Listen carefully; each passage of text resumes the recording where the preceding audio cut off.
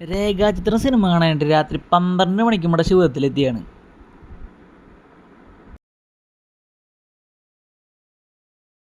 തിയേറ്ററിലെത്തിയപ്പോൾ അധികം ആളുകളും കാര്യങ്ങളൊന്നും ഉണ്ടായില്ലെങ്കിലും പടം തുടങ്ങാറായപ്പോൾ തൃശ്ശൂർ പൂരത്തിൻ്റെ ആൾക്കാരായിരുന്നു തിയേറ്ററിൽ.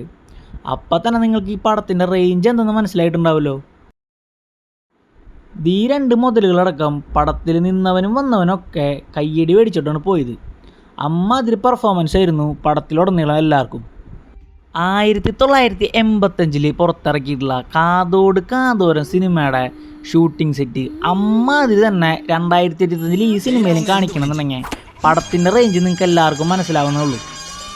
85 സിനിമ ഷൂട്ടിംഗ് ലൊക്കേഷനിലേക്ക് നീളുന്ന കേസ് അന്വേഷണമാണ് പടത്തിൻ്റെ പ്രധാന ഭാഗങ്ങളൊക്കെ. അത് നല്ല രീതിക്ക് തന്നെ പടത്തിൽ കൊണ്ടുവരാനായിട്ട് ഈ ക്രൂവിന് കഴിഞ്ഞിട്ടുണ്ടെന്നാണ് നമുക്ക് കാണാൻ പറ്റുന്നത്. അങ്ങനെ ഒരു അടിപൊളി ക്ലാസിക് ഇൻവെസ്റ്റിഗേഷൻ ത്രില്ലറായിട്ട് ഇതിനെ അവസാനിപ്പിച്ചിട്ടുണ്ട് കേട്ടോ.